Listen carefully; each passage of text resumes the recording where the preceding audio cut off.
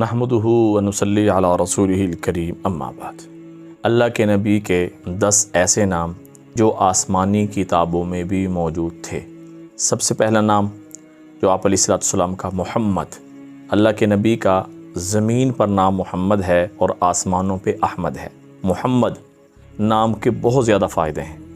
آپ علیہ السلام نے خود حدیث کے اندر اسم باسمی، میرا نام محمد اپنے بچوں کا رکھو، خود حکم دیا میرا نام محمد اپنے بچوں کو رکھو، لہٰذا محمد نام رکھنا کوئی گناہ نہیں ہے بلکہ باعث برکت اور باعث مغفرت ہے۔ جس گھر میں جس دسترخوان پہ محمد نامی بچہ ہوگا، اللہ جل شانہ ان گھر والوں کی بخشش فرمائیں گے، اور جتنی دفعہ لفظ محمد کے ساتھ بچے کو پکارا جائے گا اتنی مرتبہ گھر میں رحمتیں اور برکتیں آئیں گی۔ اور ایک بات ذہن میں سے نکال دیں، الٹا نام لینا اگر کوئی لیتا ہے تو وہ خود گنہگار ہے، رکھنے والا گنہگار نہیں ہوگا۔ اور لہٰذا ہمارے ایک استاد محترم تھے، بزرگ تھے، وہ فرمایا کرتے تھے کہ جو اپنے بچے کا نام محمد رکھے گا اللہ اس کو 4 بیٹے عطا فرمائیں گے، اور جو حمل ٹھہرتے ہوئے یہ نیت کر لے میں نے اس حمل کا نام محمد رکھ دیا تو ضرور بضرور اولاد نرینہ اللہ پاک عطا فرمائیں گے، اللہ بیٹا عطا فرمائیں گے۔ تو محمد اپنے بچوں کا لازمی رکھنا چاہیے، بہت ہی پیارا اور بہت ہی اعلیٰ نام ہے، اور اس کے معنی ہے محمد جس کی بہت زیادہ تعریف کی گئی ہو۔ اور اللہ کے نبی کا دوسرا نام ہے احمد۔ کیا معنی ہے؟ اللہ کی بہت زیادہ، اللہ کی سب سے زیادہ تعریف بیان کرنے والا۔ تو احمد نام کے بھی وہی فضائل ہیں جو محمد نام کے ہیں، تو لہٰذا احمد نام کو بھی ضرور اپنے بچے کا رکھیں۔ پہلے بچے کا نام محمد رکھیں، دوسرے بچے کا نام احمد رکھیں۔ اور تیسرا نام ہے حاشر، کل قیامت کے دن سب کو جمع کرنے والا۔ یہ ہمارے نبی کی وصف ہے کہ سب کو اللہ جل شانہ کے سامنے جمع فرمائیں گے۔ آپ علیہ السلام کی طرف سے آغاز ہوگا اور پھر اللہ جل شانہ حساب کو شروع فرمائیں گے۔ لہٰذا حاشر بھی اپنے بچوں کا نام رکھنا چاہیے۔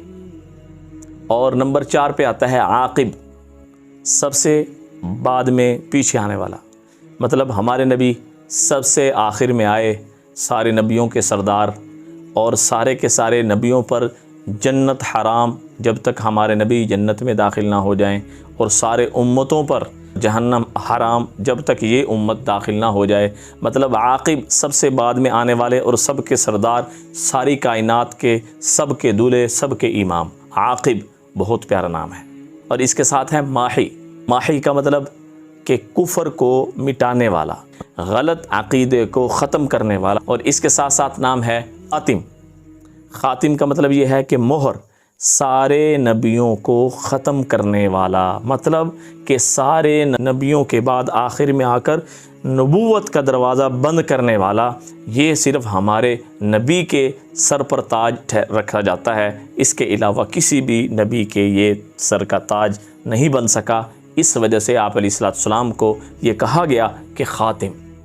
ابو القاسم، آپ علیہ السلام کے 4 بیٹے ہوئے، ایک روایت میں 3 ایک میں 4، تو 4 والی جو روایت ہے وہ راجح ہے، اس میں ان کے بیٹے تھے قاسم، تو ان کی پس سے کنیت پڑی ابو القاسم۔ تو ابو القاسم نام رکھنے سے منع کیا گیا، اللہ کے نبی نے منع فرمایا کہ ابو القاسم کوئی بھی اپنا نام نہ رکھے، ابو القاسم صرف میں ہی ہوں، میرے علاوہ کوئی نہیں ہو سکتا۔ تو گویا کہ اللہ کے نبی نے خود منع فرمایا کہ ابو القاسم نام نہ رکھا جائے۔ اور اس کے ساتھ ساتھ نام آتا ہے طٰہٰ، اور طٰہٰ اس کا معنی کیا ہے؟ اور آگے ایک نام آتا ہے یاسین۔ طٰہٰ یاسین، سارے علم والوں کا علم فیل، ساری عقل والوں کی عقل فیل، سارے کے سارے لوگوں کا ذہن جتنے بھی ہیں وہ سب کچھ فیل ہو چکا ہے۔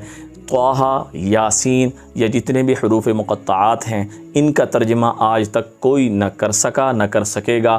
کل قیامت کے دن اللہ جل شانہ خود، اللہ کے نبی خود اس کا ترجمہ فرمائیں گے، اس کے ترجمے کا علم کسی کو بھی نہیں۔ تو طٰہٰ اور یاسین یہ بھی میرے نبی کے صفاتی نام ہیں، تو لہٰذا یہ نام اپنے بچوں کے رکھیں۔ لہٰذا ان میں سے ایک نام ابو القاسم، یہ نام اپنے بچوں کا نہ رکھا جائے۔ تو لہٰذا اس 10 ناموں کو خود بھی ان پر عمل کریں، نیت کریں کہ انشاءاللہ یہ 10 نام ہم اپنے بچوں کے رکھیں گے، انشاءاللہ اللہ آپ کو 10 بیٹوں والا بنائے گا۔ دعا میں یاد رکھیں۔ السلام علیکم ورحمۃ اللہ وبرکاتہ۔